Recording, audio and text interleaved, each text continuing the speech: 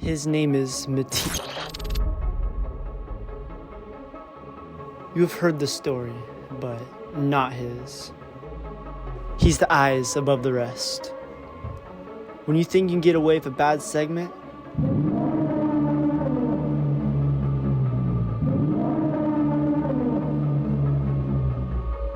he's there to delete it. Some may say he's the villain. Bro, this guy is so annoying. But nah, he's the savior. Wow, all the videos are so good now. But under that mask, he's just one of us.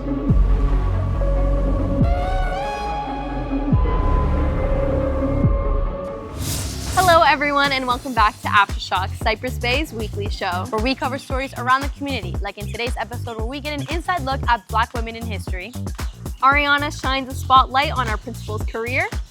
Anna quizzes the Bay on African American inventions, and much, much more. What's up, Cypress Bay? My name is Nicole Piñeros. And I'm Maria Ojeda, and this special Black History Month edition of Aftershock starts now.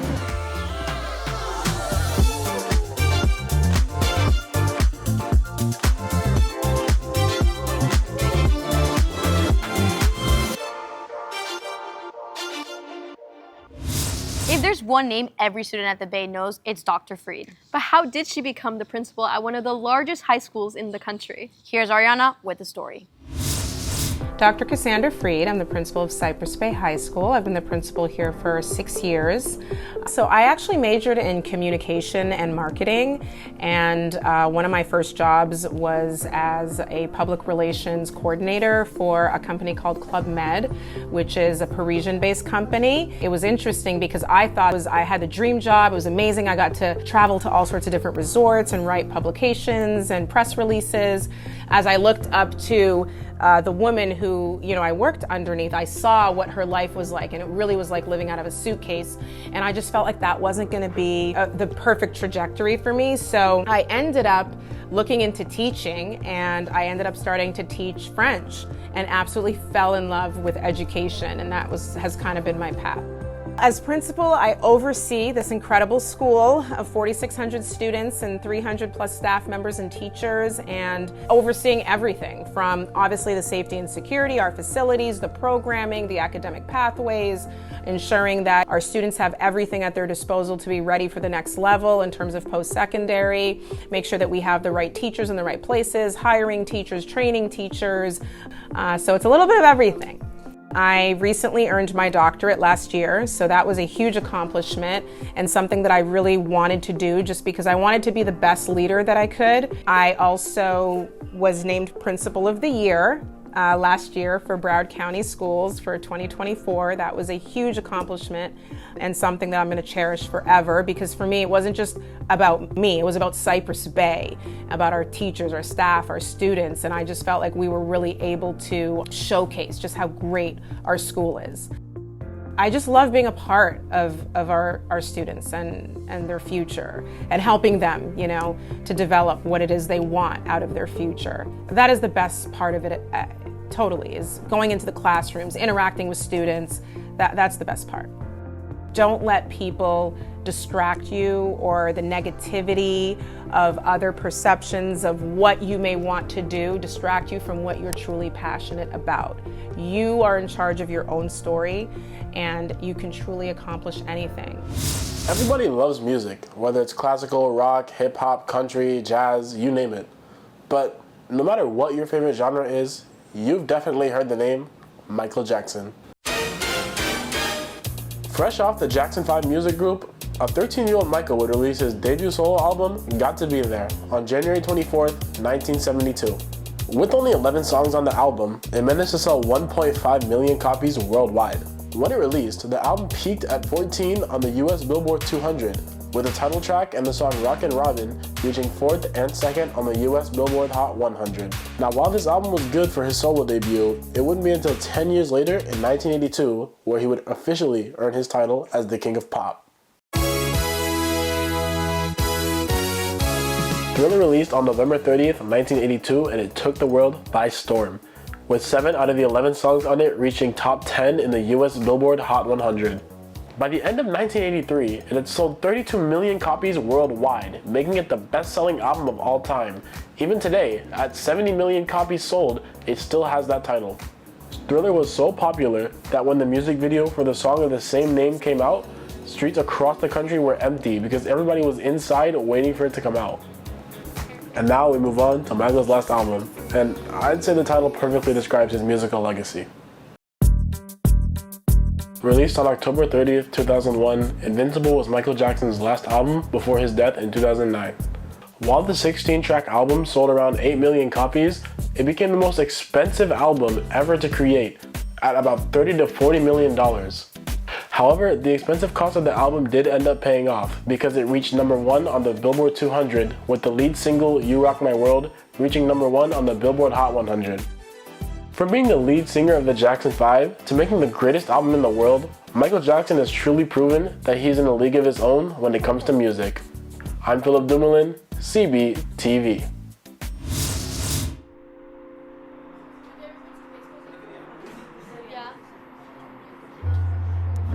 Hey, oh my god, I love your hair. It's so pretty and like unique. It's so like curly. It's so like nice and like.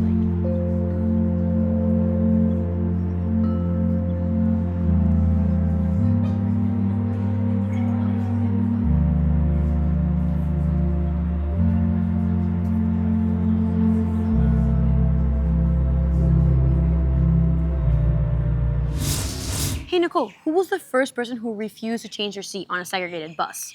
Come on, everyone knows that. It was Rosa Parks. Actually, she wasn't the first. Here's Sophia with more. We all know the civil rights activist Rosa Parks, but did you know that there was a woman who refused to give up her seat before her? 9 months before Rosa Parks' act of civil disobedience, another woman decided to take a stand. Claudette Colvin, a 15-year-old girl, refused to give up her seat to a white woman in a segregated Alabama bus. She was then arrested and charged with violating segregation laws that required black passengers to sit behind white passengers on public transportation. So why isn't she as well known as Rosa Parks? Well, Claudette was just a teenager and pregnant when she made her courageous stand, showing incredible strength in the face of adversity. While some civil rights leaders weren't sure how the public would respond to her unique circumstance, her actions were undeniably powerful and laid the groundwork for the movement, even if it took some time for the impact of her contribution to be realized. As Rosa Parks became one of the most known names in American history, Claudette's was sadly not as well known. Even then, she continued advocating for equal rights, and she played an important role in the landmark federal Browder v. Gale case. She was one of 4 plaintiffs who came forward because they were mistreated on Alabama buses. Because of this case, segregation on public buses nationwide became unconstitutional. Despite the lack of widespread recognition, Claudette's bravery paved the way for the civil rights movement. Her story reminds us that courage comes in many ways and that anyone can make a difference. I'm Sophia Trinidad, CB TV. Here's Zachary with sports.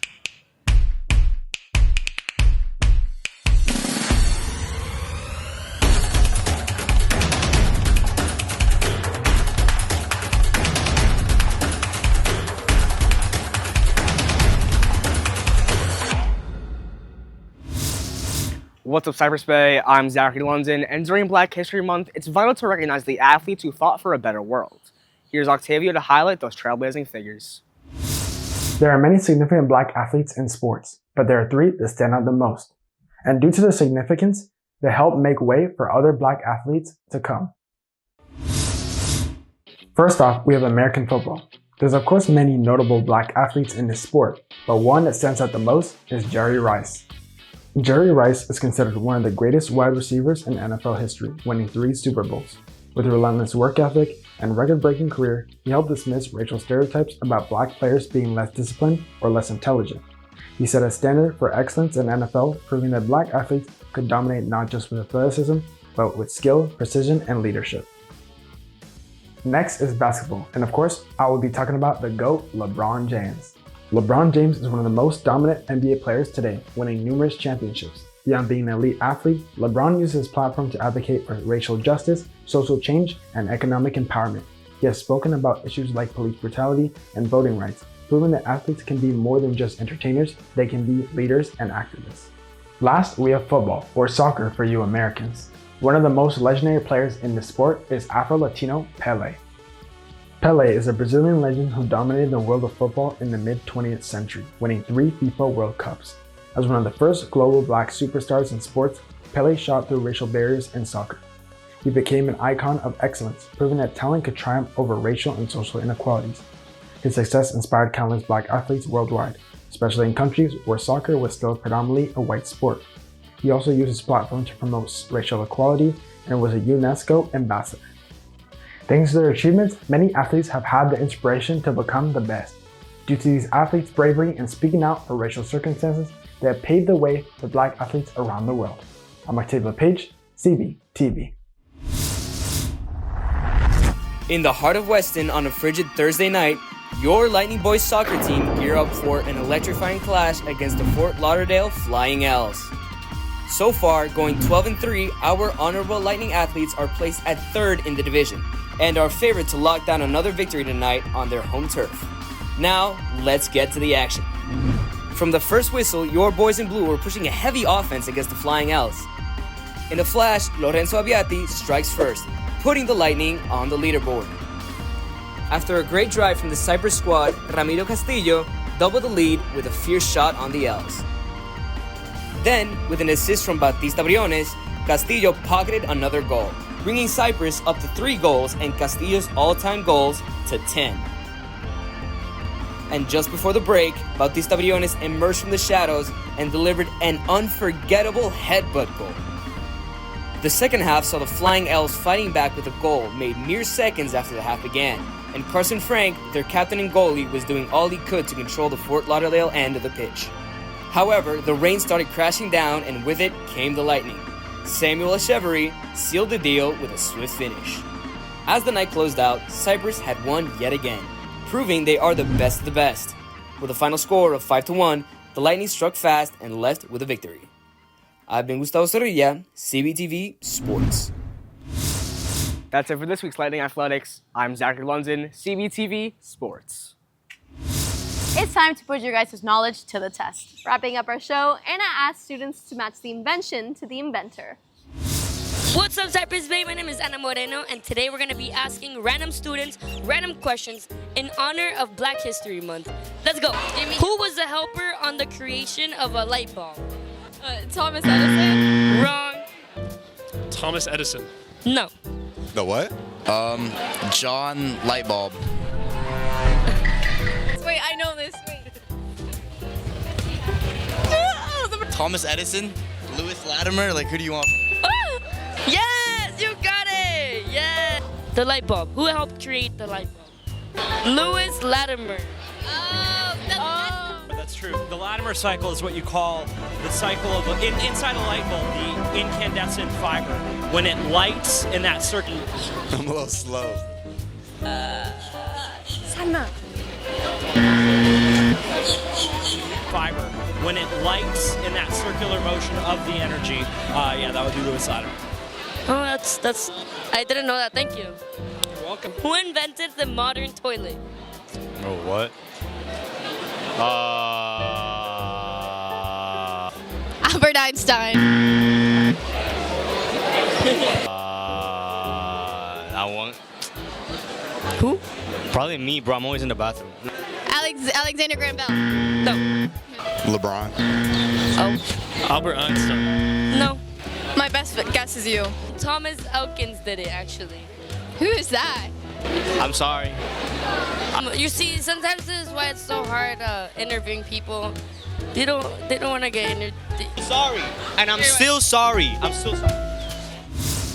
And that's all for this week's episode of Aftershock. If you enjoyed, make sure to follow us on all social medias at Cypress Bay CBTV, or make sure to visit our website at cypressbaycbtv.com. And make sure to tune in next Friday for more stories around the Bay. I'm Maria Ojeda. I'm Nicole Piñeros. Have a great day, Cypress Bay.